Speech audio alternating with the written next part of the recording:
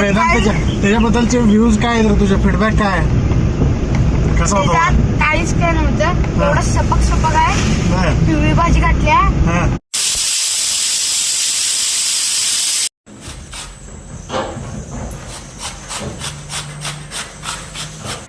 साली सकट किसा आलंय कसं साल खाऊ कडच्या.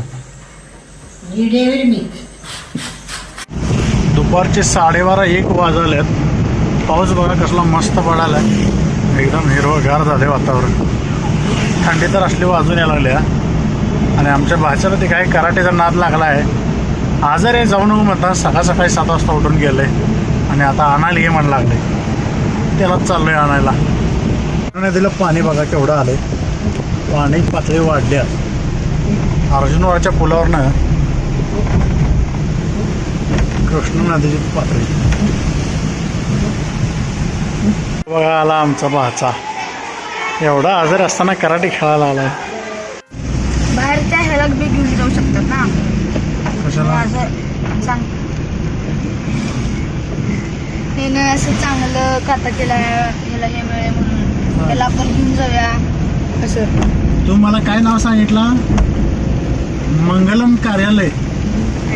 मंगलम कार्यालय नावाचं आहे का कुठं? पुन्हा मी तुझ्या सरला फोन केला, तुझा सर सांगतो मला अरे हॉटेल मंगलम आहे. हॉटेल मंगलमला गेल्यानंतर तिथं वेगळाच कार्यक्रम चालू.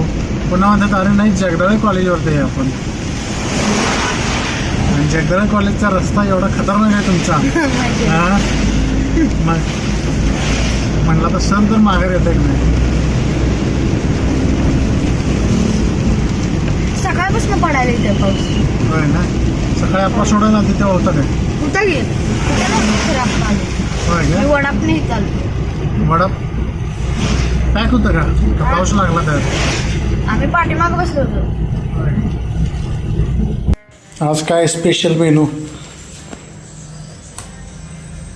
काय आहे? भोपळा का गाजर? भोपळ्याची घरी ही काढायला पाहिजे असंच आहे.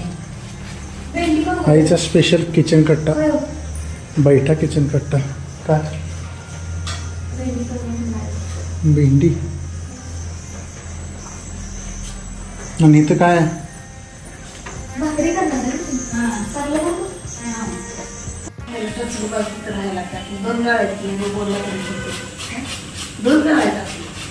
तुम्हाला गॅसची एजन्सी ऑर्डर 5-6 वर्ष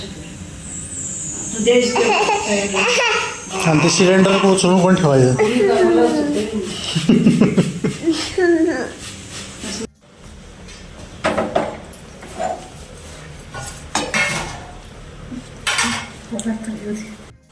सगळं झालंय बघ करून.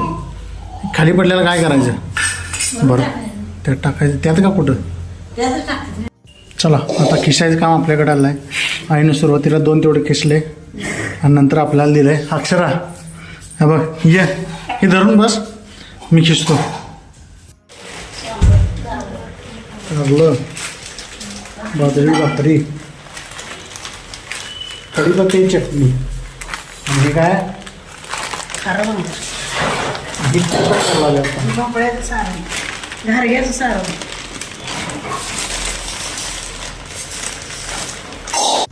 भूक लागल्यावर आपण एक वडापाव आणलेला आहे.